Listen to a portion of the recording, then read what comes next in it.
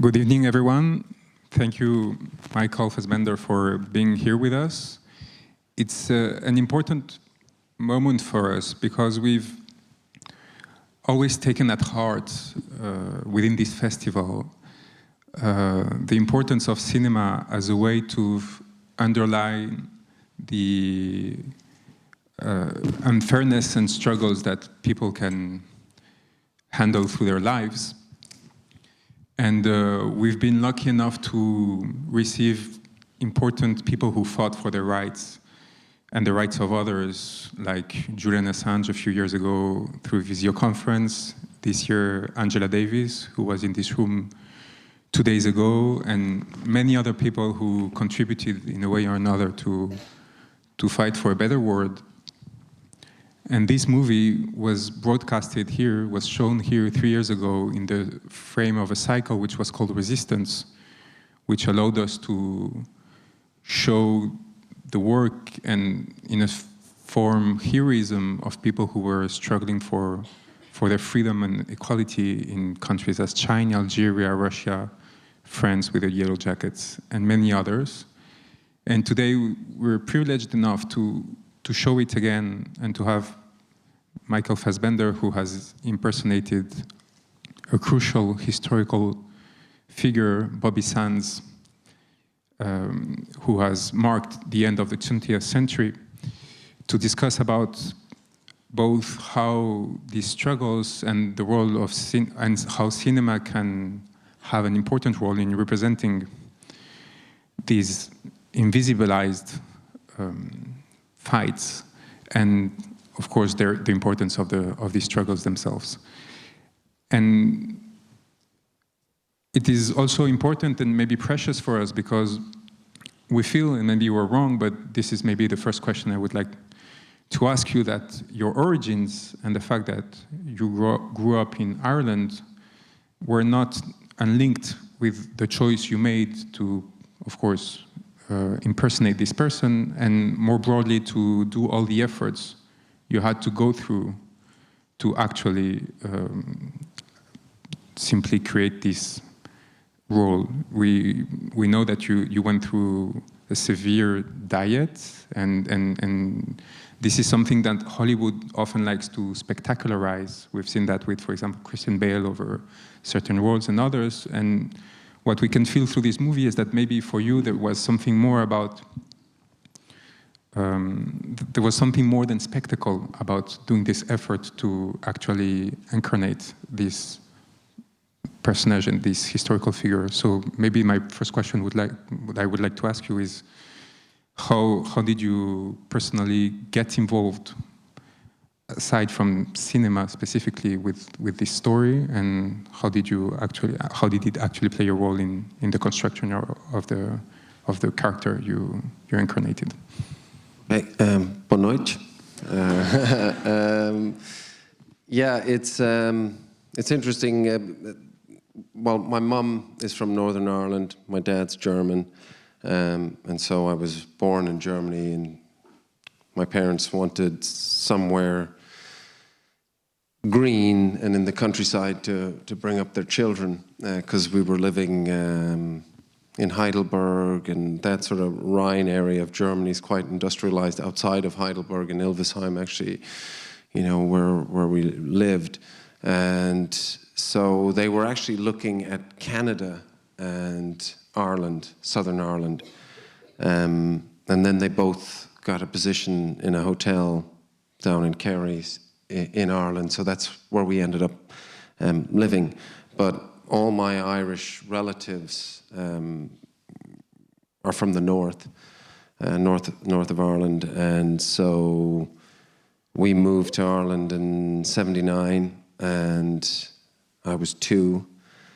And then whenever we had holidays, whether it was Halloween, Christmas, or summer, we would go and visit my mum's side of the family in Northern Ireland. And of course, the Troubles were very much alive through the 80s. So it was so prevalent to me how different it was once you came to the border There was, check spot towers, soldiers with machine guns. We'd very often have to stop the car, get out. They would check the boot, and well, actually, we didn't have to get out of the car, but they would go through the boot of the car, make sure everything was above board, and then we'd enter into Northern Ireland, and it was like, there would be bomb scares when you're going shopping, and it was just a very different atmosphere.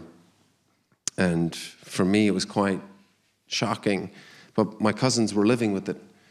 So for them, it was like everyday life, and it didn't really, you develop a certain dark sense of humor or a thick skin, whatever you want to call it. When you're living in a reality like that, it becomes your norm, and you do what you can to survive it. I know I'm not answering your question, but this is just sort of quite interesting, because once peace did come to the north, after the Good Friday Agreement, I think it was only the people that lived in Northern Ireland that realized exactly what they were living through, because it was a war zone. So when I first got the script, I was quite nervous about dealing with that subject matter, just out of respect for the people in Northern Ireland that lived through this period of time. And I didn't want to go in, actually, for the audition, and it was the casting director, Gary Davey, who called me up and he said, "You have to come in for this. You're the right person for the role, and you've got to meet this guy, Steve McQueen. He's something really special."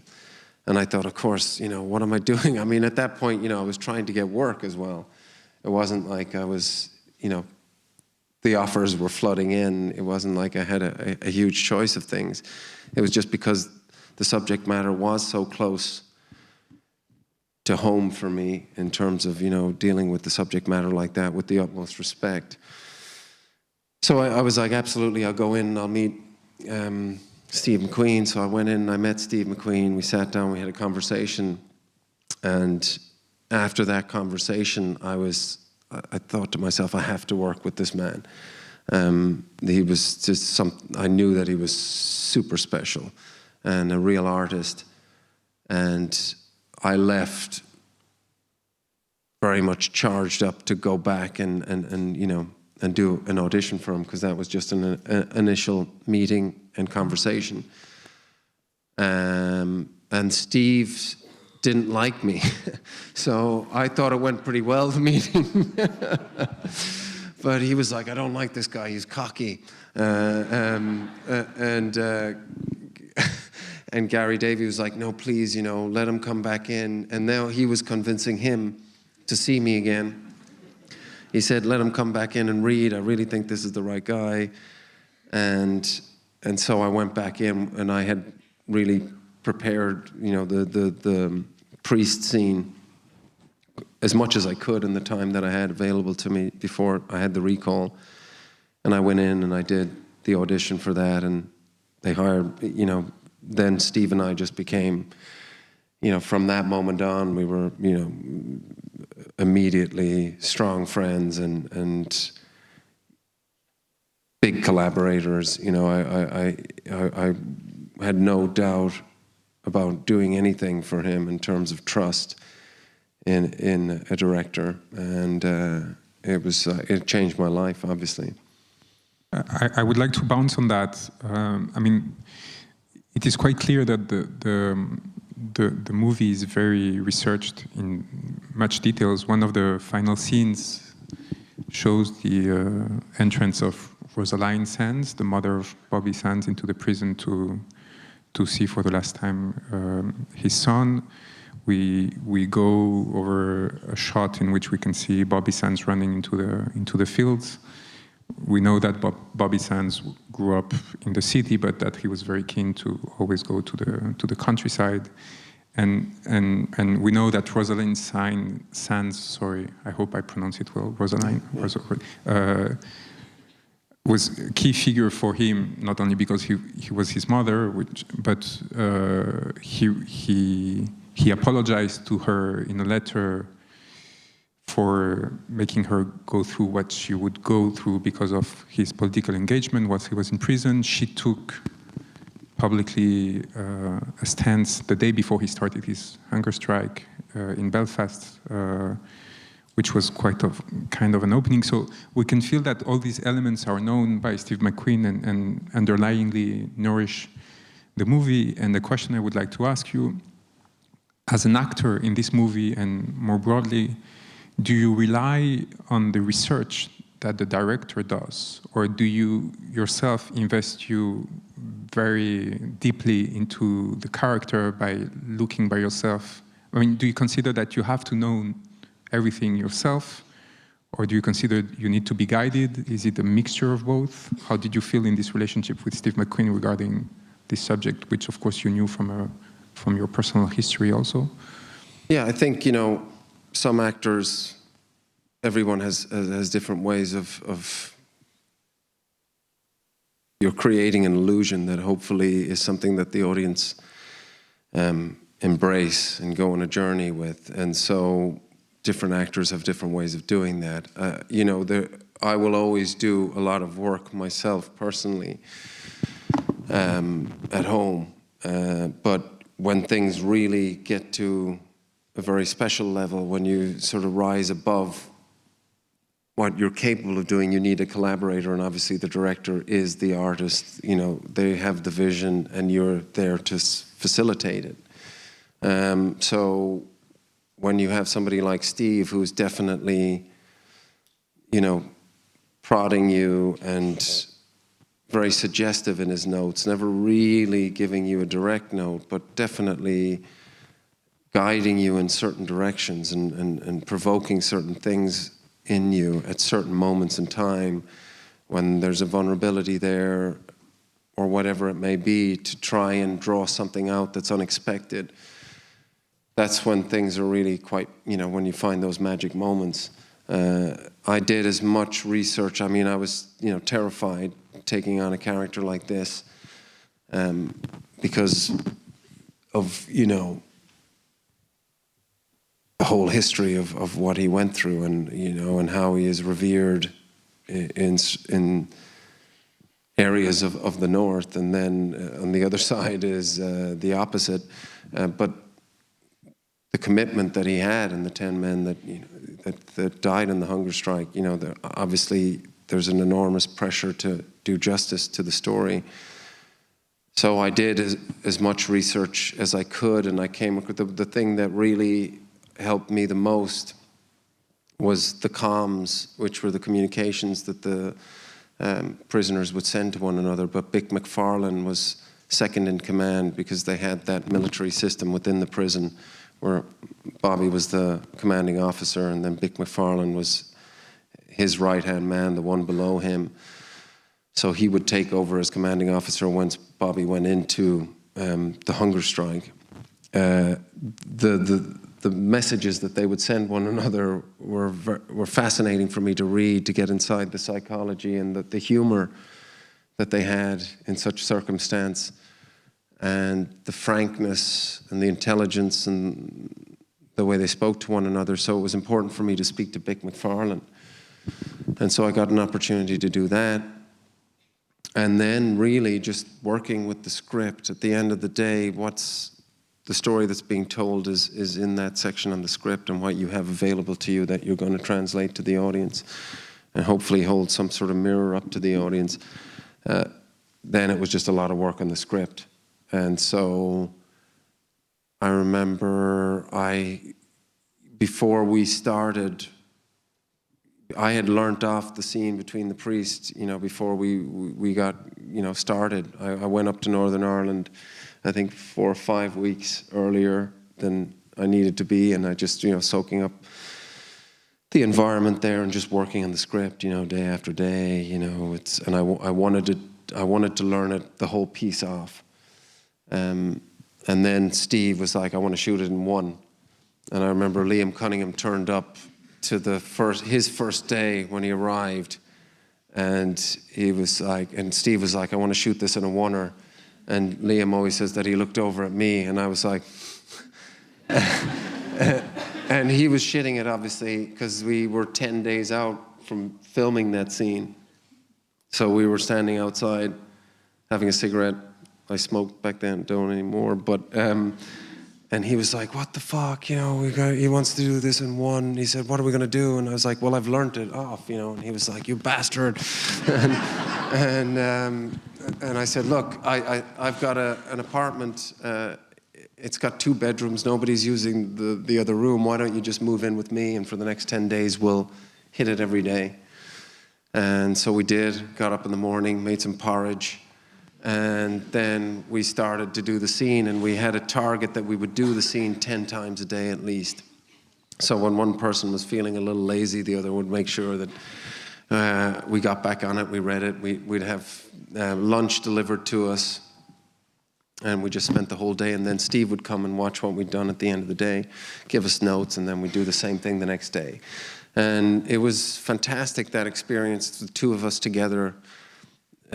It felt like theater in a way that, you know, you take the onus on yourself of the responsibility and just work together as a team, because there was only the 2 of us obviously on screen in that scene, and we needed to be there for one another to catch each other if one of us dropped the ball. And that was an exceptional experience. We became very close. And then when we shot it on the day, Steve then told the producers that he wanted to do it in one. I remember there was a big argument, and they all went off to the corner, and you could see Steve's hands going in the air.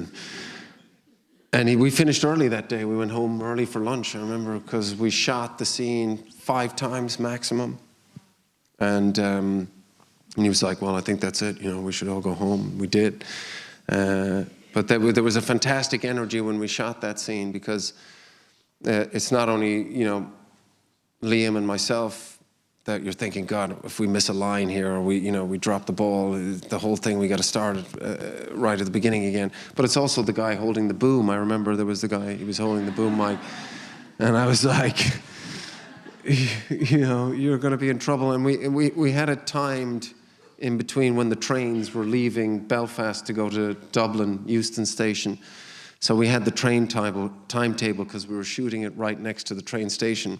We were going to shoot it originally in the Maze prison itself, but we went there and it was so heavy, the atmosphere, and it was derelict. And we were like, okay, it was such heavy material, we needed a safe place to do it as well for ourselves. So they reconstructed exactly how it was in the Maze prison. And we were in not a YMCA hall, but something like that. The Mayfield Center, that's right. And so the boom guy, I remember it was on the 3rd take that I just saw somebody drop to their knees. It was on the right of me. I just saw somebody go boof, and he couldn't hold it anymore, but he didn't let go, so he was down on the ground like that. So it was an incredible electric atmosphere in there, because obviously the focus puller, everybody's got to be, you know, really dialed in and focused, and we were all focused in the one aim and the one objective. It was pretty powerful.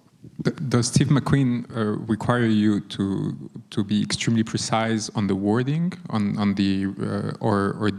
did he leave you some space to reinterpret the text, or to drift a bit aside? We didn't do that, because the text was so good. And when I first saw the text, I didn't really understand it when I first had the first reading. But as I worked on the text more and more, it really began to reveal itself. And it was so well written, we didn't dare to start, you know, improvising around it. And there was a rhythm to it, and there was connectors to each of the sections of the piece that we just respected. And that's why, you know, doing it 10 days in a row, 10 times a day, we just kind of, you go a little crazy with it, because you know it, and then you keep going and you keep going, and you get it to a place where each connector is necessary. So we didn't go off script at all, actually. We stuck to it pretty religiously. We know the question of visibility was key to the movement and to the IRA, and in particular to the prisoners in their search for recognition for their political status. We know that the hunger strike started because the blanket movement, blanket, which was a way to obtain this political status, had not reached the public sphere, and the prisoners had spent years naked and in catastrophic sanitary situation without obtaining any result. And the importance of this movie relies also on the fact of making it visible once again, decades after it happened, and allowing new generations to understand what happened and how universal this struggle was. So we know the importance of your relationship with Steve McQueen, first in your career, the importance these movies you have done with him, Hunger, Shame, and then 12 Years a Slave, have had. We know the huge international repercussion it has had to allow to visibilize this struggle. What about the impact it had, I mean, the impact you feared in Ireland, both Northern Ireland and Ireland? I remember I was quite worried at the time that it would just get a fair viewing, because I remember a film came out some years before by Ken Loach, which is an excellent film, The Wind That Shakes the Barley. And there was a lot of resistance to it, even before I think people had seen it. Because I guess, you know, Irish history maybe wasn't taught in the British curriculum. You know, they were probably learning about, you know, the American Revolution or or the British Empire abroad, or certain perspectives of what the British Empire meant. But I don't think a lot of people realize the history of Britain and Ireland going back, you know, to the beginning of the century, and then, of course, the treaty that was signed in 1921 and the division of the country, where it all came from. You know, people were just getting bombed on the mainland in England, and of course they were frightened, they were confused, they didn't understand. So when things really started to mount up in the late 70s and through the 80s, I think, you know, people in the UK, i.e. England, were just scared, and they didn't really have a perspective of what the history is and where this was coming from. I for sure felt a massive responsibility to just facilitate the story, and, you know, there's no easy answers to these kind of conflicts. So that's why I think, you know, Steve represented it very well. You know, the prison guards, obviously there's a massive hatred between those prisoners and the national movement that were in the maze, and the prison officers themselves. A lot of them died, as we know from the film. But you have that character that Stuart Graham plays, you know, that you can see he's traumatized by what he's doing as well, and how he feels like he needs to survive in that environment. So it's complicated. I mean, there's no... War is dirty, you know, and on both sides it gets dirty. And what happened in the prison wasn't necessarily a straightforward thing. It became the political, you know, point of the spear, but it wasn't really intentional from the movement outside the prison. It just happened, you know. So the prisoners wanted 5 things. They wanted to be able to wear their own clothing, to not have to partake in prison work, to be able to receive parcels from their family or the outside, to be able to allow their own educational studies in their culture, and to be able to mingle amongst their comrades. That's what they wanted, and essentially it was political status within a prison, that they were seen as soldiers, not criminals. And so they started off with the refusal to wear the prison uniform. And then, as you said, you know, that wasn't making a lot of headway, and a lot of people on the outside weren't really sitting up and paying attention to it. So then they started the dirty protests, which meant that they refused to, you know, they obviously, they spread their excrement on the walls and tried to push the urine out underneath the doors to try and escalate the situation again, for people on the outside to take notice. And again, not much coverage, or there wasn't much support from the outside, and so then they decided to go on the hunger strike. And the first one, of course, they thought they were getting a deal. It wasn't the deal that they had agreed on. It was a compromise deal, so then they went again with the next 10. You know, Bobby started that to basically get awareness on the outside, and now all of a sudden, the Republican National Movement, the spearhead of it was coming from inside the prisons, but nobody on the outside really expected that either. We know hunger strikes were a tool for Irish resistance for a long time, and that the struggle that Bobby Sands tried to, the struggle that Bobby Sands embodied was inscribed in a long culture of resistance that was nurtured generation after generation. And my question to you as an actor is, how do you get in such a role and then get out? I mean, does it transform you, and does it stick to you in a certain way and creates things that were not there beforehand? Or? Well, I think, the process of losing the weight was definitely a very enlightening experience, just because the world that we live in now, everything is so readily available.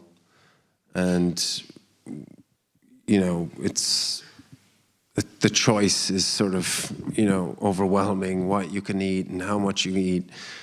And so when I started the diet, I realized very quickly there were certain things that I needed to do, primarily, be on my own from 7 p.m. onwards, because I would get quite grumpy in the evening. And, if people come around at 7 in the evening, usually, they're eating chips or, and I was starving. And, but I remember the first 3 weeks was really difficult because I couldn't sleep, because, your brain and your body is telling you, you need to eat something, And so you're awake at night. And then after a while, the body and the brain realizes that this is what we're dealing with, and it just sort of streamlines. And then I felt like really, I got, quite sort of euphoric highs, and I was super focused. And it made me just appreciate a lot of things more. When you take that away from yourself, I realized, simple things became really valuable. But of course, then I started eating again, you forget. But the experience, like for me, this film is definitely the closest to my heart out of all the work that I've done, for several reasons. One, because it was a story that was close to my culture and my history, and I felt very privileged to be able to tell that story. Then, of course, meeting Steve McQueen, who changed my life professionally, and we became really close friends till today. And I learned so much from him. And then that experience of going on the diet for 10 weeks was a very profound experience as well. So it was, and the one take, doing something like that, that's a lot of the times with filming, especially on bigger things, you kind of feel like you're not earning your worth, because there's so many different angles. They chop a scene up, you might only do, a page a day or something like that of dialogue. In this case, we were doing 27 pages straight, and that requires some focus and a certain amount of skill, and it's fun, it's challenging.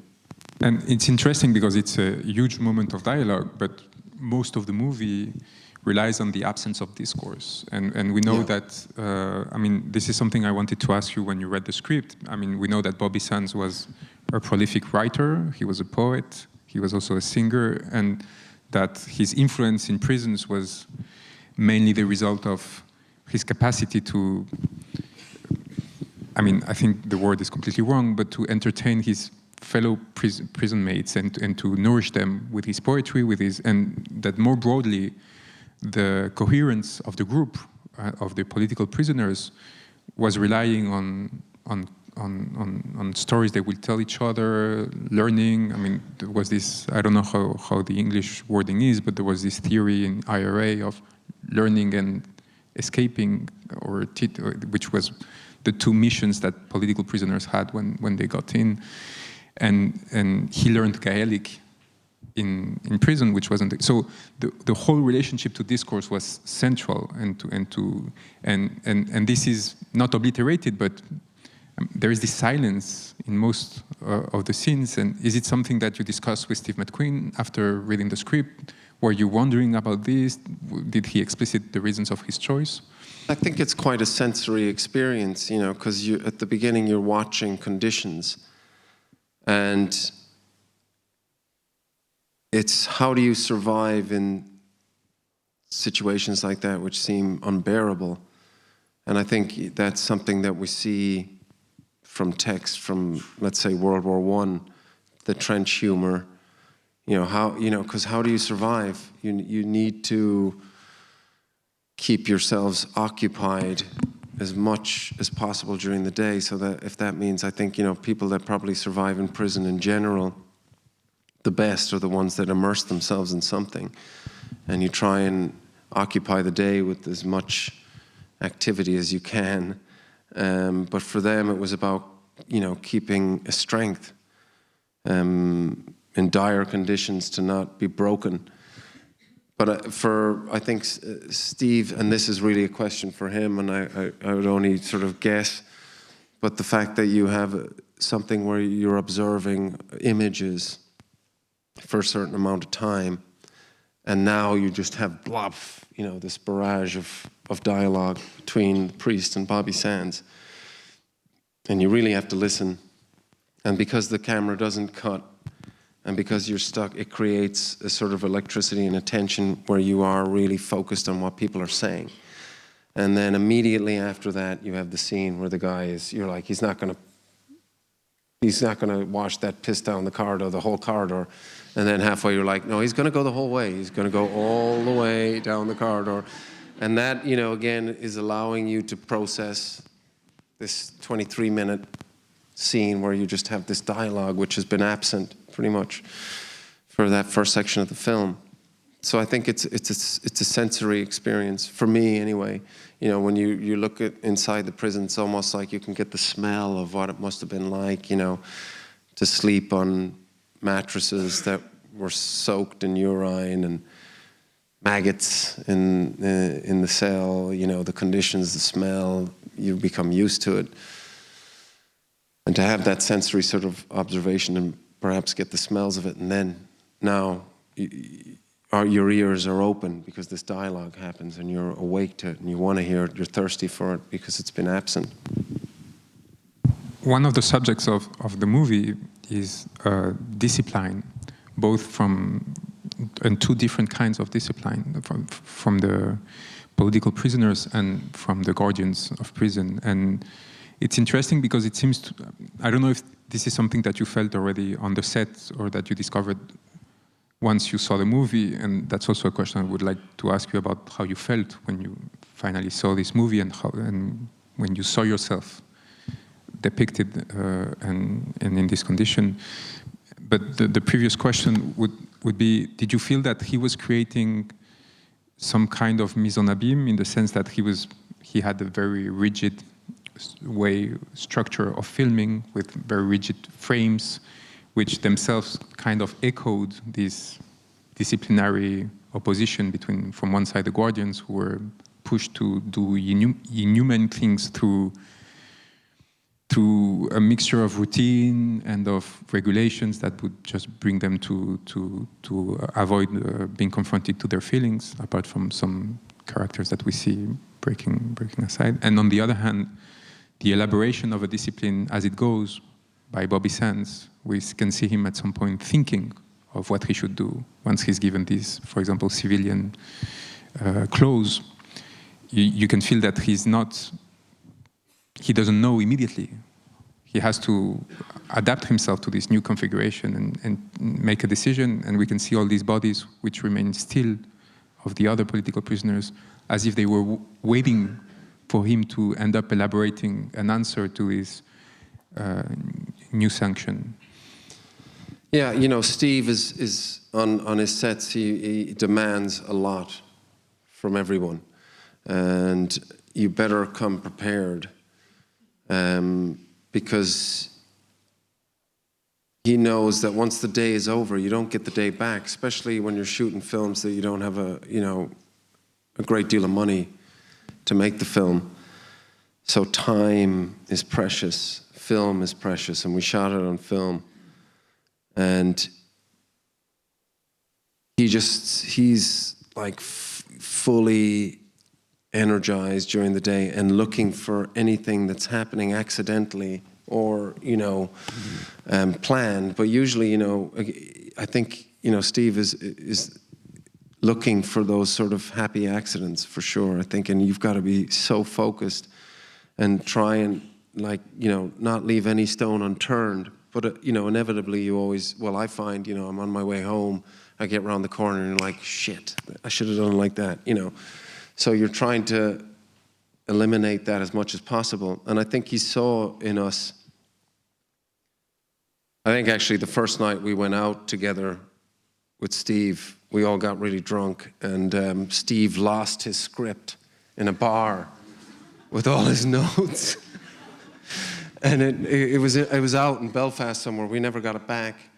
And he was so upset the next day. And I remember Liam and I were in the back of the car. We were kind of giggling like schoolboys.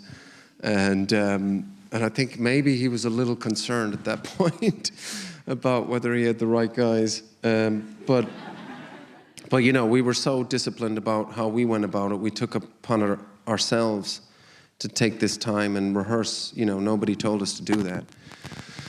So everybody, knew that there was a huge responsibility in what we were trying to undertake.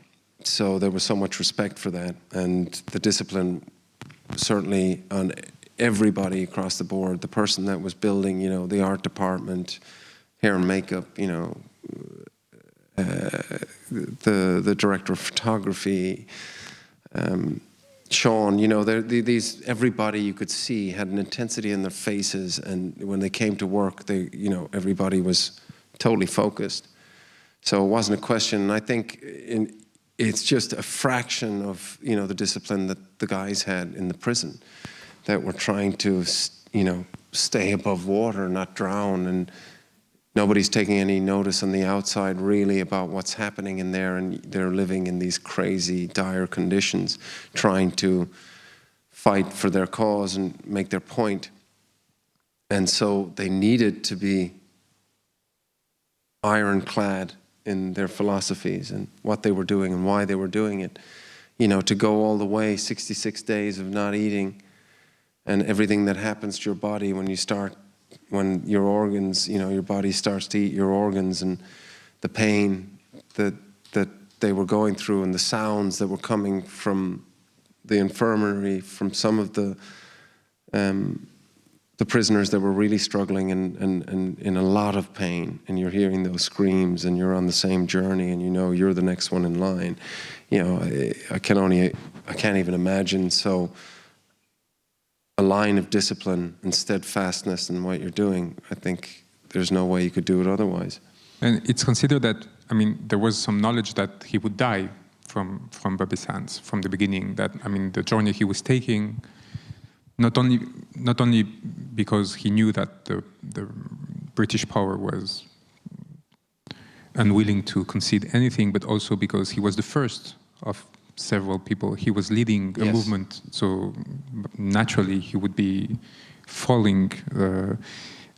Was it something that you incorporated in your acting, or did you try to nuance it? Well, definitely. I remember I went out to a pub when I met Mick McFarlane, and when I realized when I met him, and when I met, obviously, and I knew it was going to be that way, people that were actually in the prison with Bobby, and they looked up to him so much. He's become such a mythical figure, but the people that were in the prison with him, and he led the way as commanding officer. And like you said, he was such an inspiration as a poet, a songwriter, on so many different levels for the people in the prison and outside, what he represented. they couldn't really look at me, you know. And I asked some questions to Vic, and he didn't really answer me. And then he called me later, and he said, look, I realized I didn't really give you justice in terms of the questions you were asking. Would you like to meet up again and discuss? And I said, absolutely. So I remember I drove up to the Sinn Féin offices on the Antrim Road, and I sat down with Vic there, and we had cups of tea, and I was in, you know, the room where the board table was, and the tricolour flag was hanging there, and I was like, wow, some serious decisions were made in this room, and you feel it. But we just talked. I didn't want to probe too much. I just wanted to get a feel for him and just have him tell stories, to try and paint a picture of what I could sort of interpret Bobby to be like, and how I would sort of try and find that spirit of a character. And then I remember he said, well, come down to this pub. We play here in this pub, and you should come down. So we went down, we went to the pub, and then I met some other guys that had been part of the movement and no longer were. And Liam, of course, was with me, and we were having a conversation with this guy, and he was like, this guy here is playing Bobby. And I remember the guy looked at me like this. He was like, ah. And, you know, so I wasn't feeling, you know, I was feeling pretty nervous, would be an understatement, and, you know, that I wasn't like fully equipped as a person to take on this leadership role. But I knew that once we started filming, I had to have that presence for the actors and the other guys in the cell block with me. I knew that it was so important that I had to carry that. But of course, you don't want to force something like that. I think, you know, great leaders just have a way about them of caring for the ones around them more than trying to present an idea of, I'm a strong person, as it were. So it's just, you know, finding that balance was tricky, and I was super scared going into it, but it just comes then when you start working and you're on set, and all the preparation you've done and all the work you've done leading up to it, and it starts to sort of take its own life. Was it different for you to watch the movie once it was over compared to other movies you had participated in? Was it tougher? Was it? No, I felt so lucky. I felt relieved. I thought, well, look, whatever happens now in my career, at least I have this. I was like, you know, that's huge. And we were in Cannes. I remember I was there with my parents, and I watched it for the first time with them at Cannes. And I just felt proud, and I was like, well, I'm lucky. I've managed to get one of these films that I feel is one of the great films, and I was lucky to be a part of it. And I was like, that's great. You know, if nothing else happens after here, I feel pretty satisfied. And is it in Ireland a movie that is considered to reflect a historical moment? Has it been a bit hidden because maybe it's not too explicitly political or judgmental, or has it become something as important as it is in the rest of the world? Do you know, actually? I don't know. I mean, I think so. You know, I think it was a very true representation, and so I think it's appreciated at home. But I don't know. You know, I don't check in with people when I go home. I was like, have you seen Hunger, by the way? And if not, why? You should watch it. You know.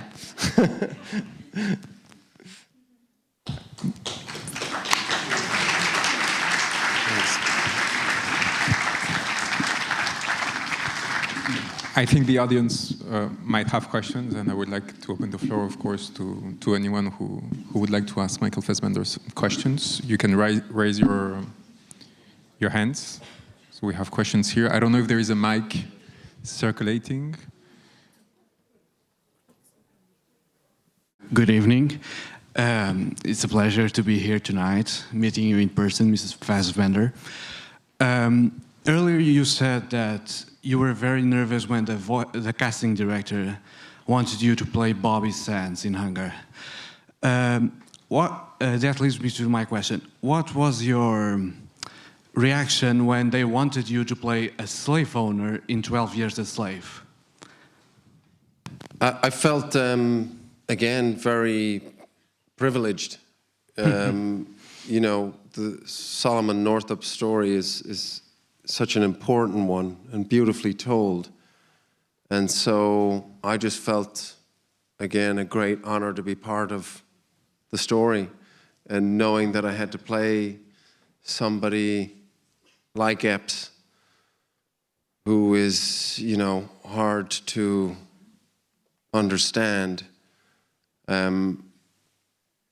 I knew it was, again, you know, in such, you know, in the hands of Steve, it was going to be, we were going to approach it in exactly the right way. But I felt, you know, just a great privilege to be part of the story, even if I had to play the despicable character in it. You know, there has to be that. So I was just happy to serve the story. Yeah, this is why I went to see this screening, because I find amusing seeing you portray two characters that are pretty much the polar opposite. Both Bobby Sands and Epstein Epps. And as a matter of fact, I think Hunger and 12 Years a Slave feel like two companion movies for each other, because they complement so well, sending the messages of authority and violence towards minorities, while it plays under very different settings, and while Mr. Fassbender plays very distinct characters from different sides of the spectrum. So, yeah, it's honestly quite amusing hearing your opinion about being cast as Bobby Sands whilst being cast as Epstein Epps. So yeah, thank you very much. Thank you. Hi, good night. According to the media, you live or have lived in Lisbon. And I'm curious to know if Portuguese movies, literature, art in general have influenced that decision, or in the meantime that you've been living here or spending time here, if that is something that you have explored and if that is inspiring in your life. Not as much as I should have done. I mean, Alicia and I have done a couple of Zoom calls with the short film group that works out of Portugal, and spoke to a lot of young filmmakers that are starting off in the business. But culturally, not as much as I should have done. I mean, the Tile Museum, I absolutely recommend. And just basically the sort of the lifestyle here and the way that we can live here, the food, the people, the architecture, and just the nature, you know, has been something that we've really loved, you know, living 20 years in London. And I was wanting to move out of London for quite a bit before I met Alicia, and I knew I wanted to stay in Europe because I love Europe, and we both do, and I wanted to be by the ocean. And it was a friend of mine, actually, an Irish friend of mine, who we were living in London Fields together in East London. He had said, "I've just gone over to Portugal. You know, you should check it out. It's like this is the way he described it to me, and I always describe it this way." He said, "It's like a precious gem that's fallen down the back of the sofa, and nobody knows it's there." And that's the way I look at it. We love it here. It's haven't looked back since we've made the move. We watched a war film together. I can't remember the name of it quite recently. What was that one? Do you remember? Yeah. Yeah, anyway. But sorry, I'm...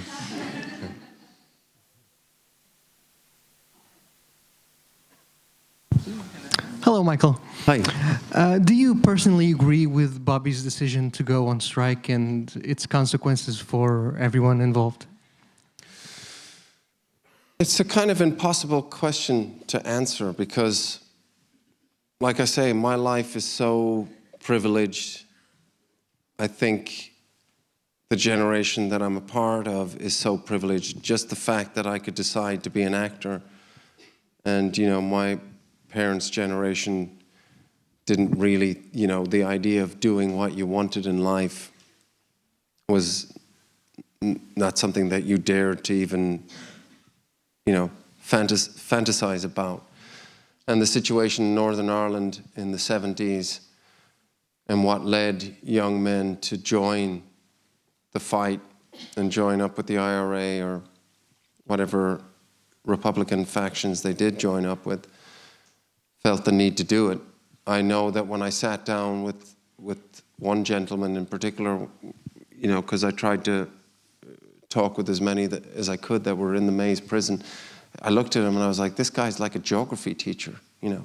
What would these men have gone on to do if they weren't in a war zone, you know? Would they have gone off to be architects, lawyers, run a restaurant, work on a building site, all the normal things that we would think of doing once you leave school, whereas these guys were going to join up. And their lives were, a lot of them, destroyed. You know, there were, you know, the guys that I met that had, you know, in peacetime really kind of got hold of their lives were the ones that were constantly doing stuff within the community. There was a lot of them that were drinking the demons away. And you could see that the demons were close by them on their shoulder all the time. You know, it's, do I agree with what he did? I can't really answer it, but I absolutely respect it. And, you know, I'm kind of in awe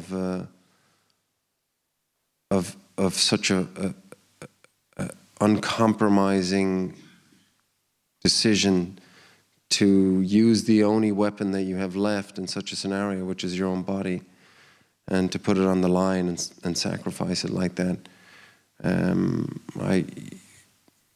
I have, you know, I just can't imagine doing it myself, so I have respect for it, but I can't, you know, do I agree with it? Like I said, you know, war is, it's never a black and white situation, and certainly Northern Ireland isn't a black and white situation. But the people that joined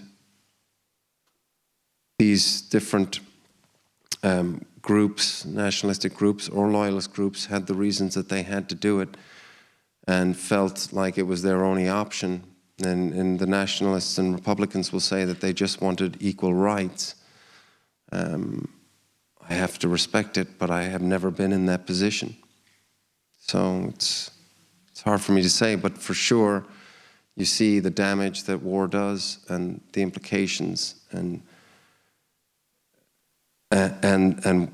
the people that survive, what they carry with them today is, you know, can be pretty horrific. Well, it is horrific. Also, did you experience any spiritual experience when you were fasting to prepare for the movie? Yeah, absolutely. While I was preparing and while we were shooting, I remember I had real trouble shooting the scene when Bobby passes away. We were shooting and it's a supreme close-up, and I don't know, was it the fact of letting go of this journey that I've been on, but I remember I struggled to get that shot right, and I had to take a moment, regroup. I had a little green room area in the building. I had to go, you know, down to that room, and I remember I was in, you know, a feeling of quite distress, and regrouped and went back up there and we shot it and we finished it. But it was definitely, like I say, for me, the reason why it's the film that I've done out of all of them that is closest to me and that I feel most proud of because of this, you know, complete like journey that I made on it. The films you made with Steve McQueen, were they harder than any others to shake off afterwards? Sorry? Were they any harder to shake off? Shame was the hardest, I think. Yeah. That was pretty funny, because, you know, you'd think with hunger, but it felt like there was a choice to use one's body as a weapon to sort of find some sort of salvation in your scenario, in your situation, and to drive home a message that you feel very strongly about. Whereas shame, you're a prisoner of your body. And to be suffering from an addiction, I think probably, and I did get to experience it, you know, of course, with the fast on hunger, I did feel for people that had eating disorders. Because I remember I was going and checking calorie counts and everything that I was eating. And I thought, my God, you know, this is a reality for a lot of people. And obviously, in order to survive in life, we need to eat. And obviously, another primal thing is to procreate. So sex addiction, to be imprisoned in that is a very disturbing thing. And having met one guy who we kind of based the character of Brandon around was this gentleman that I had discussions with. And, you know, that fear of intimacy, but the need to be intimate with many people as much as possible, and to like be constantly craving it, is such a complicated scenario to be in. And we shot it in 5 weeks. There was a lot to do, and it was pretty emotionally, you know, heavy. So that one was there was a darkness that stayed around for a while. But the other parts, not so much. And you know, the same, like I said, with doing Hunger, and then again with the Epps character, I felt like I was serving a story, and I could step away from it fairly easily. But yeah, shame was the one that really sort of hung around like a bad smell. It was heavy. Can I just ask one quick follow-up? Sure. Is there any chance we're going to see you working with Steve McQueen anytime in something he's doing very soon? I hope so. We've been talking about it. So I think it will happen, yeah. We're talking about Blitz. Huh? Blitz. Oh, not on Blitz, no. But that's... All right. That's happening right now, I believe, so, no. Thank you. Yeah. Hi. First of all, thank you for being here, presenting this beautiful film, and that I have to say, as a film student, was really impactful to me. And I just wanted to ask you if you think that you've worked in another film that you believe is as detailed, nuanced, and as sensorial and raw as this one is, and also if you'd like to work in a film like this again, yeah. Yeah, I mean, I think I'm always searching for something that will be so special. I think I was kind of spoiled, you know, working in a series of films around that period of time, but certainly, you know, the 3 films with Steve, where you realize it's very unusual to have the opportunity to work on these sort of projects and to tell these sort of stories and to work with that collaboration of people. Making a film is so crazy because you can put a lot of great ingredients together, but sometimes they just don't souffle and it just collapses for whatever reason. It's very interesting filming. You know, you become a family very quickly, especially on low-budget films. You shoot, like, let's say 5 or 6 weeks. You've got to hit the ground running. That chemistry has to be there. And that goes across the whole crew, not just the relationships that you have with the actors, but everybody. And it's like the alchemy of it is kind of hard to put a formula to. I don't think I would do something where I had to lose weight like that again. I think it's a one-off. Definitely does some damage. And, you know, I had a cutoff weight of 58 kilos, and that was the target. and I managed to make 58. But still, it took some time for the body to recover. And that goes the same, you know, you talk about, you know, Christian Bale earlier. I mean, you know, hats off to that guy. I mean, he's yo-yoed so many times. It's so bad for you. I mean, it's so demanding and so damaging in the body. So I don't think I would do that again. Or maybe, you know, you never know. But, Okay. Thank you. I'm glad that you mentioned the scene that you did with the priest. Was that your audition scene? yeah, but I didn't have it all learned off, obviously. Yeah. I was also curious how much time that took, and you already replied to that in a very funny way. And then Jobs came along, right? That Jobs was 2015, something around there. Some years later, we shot Hunger in 2007. And I think Jobs was when we met. Yeah, 2015, around then. No, but what I mean... we just met actually, and I just got the script, and yeah, and it was, you know, 190 pages, and I was in all of those pages. That was a preamble. And I'm really slow at learning lines. I'm like really terrible at it.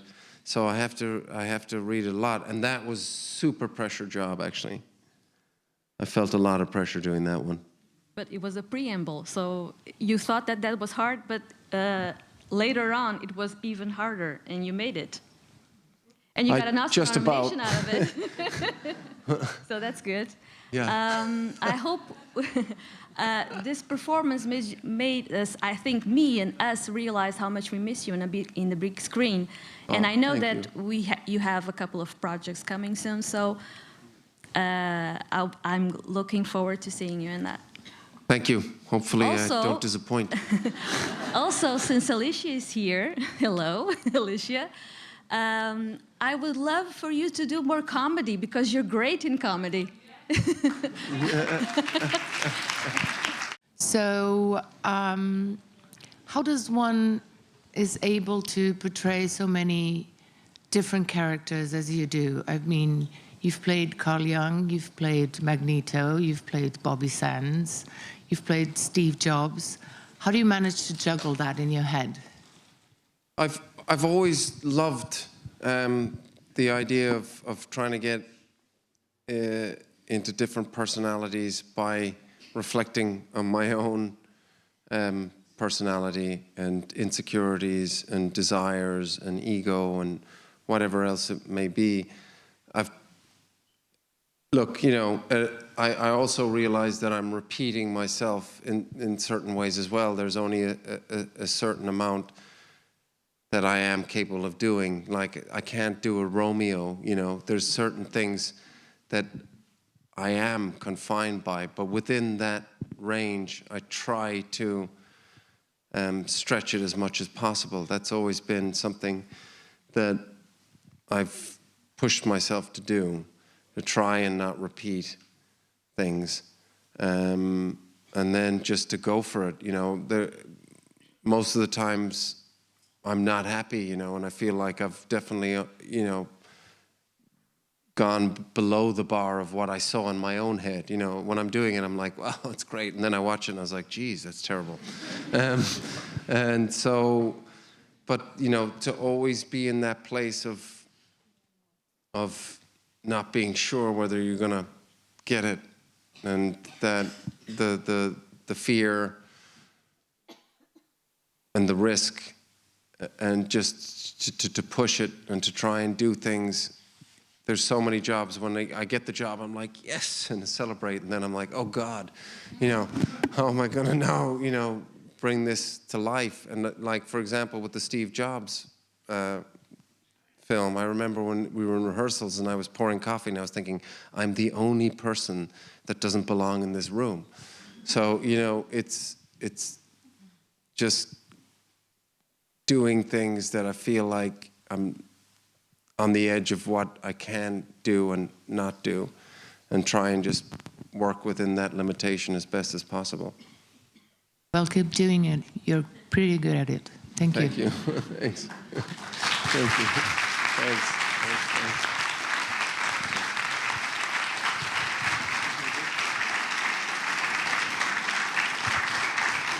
Thank you. Thank you very much. Again, I want to stress that it was a privilege to have you with us, and a privilege to have you with us with this movie. I think the words you had on discipline create this feeling of respect for the people who watch it, and I think it is why this movie has marked history, and I think was justifying a turning point for a lot of people. So thank you again for having been with us. And thank you so much. Thank you.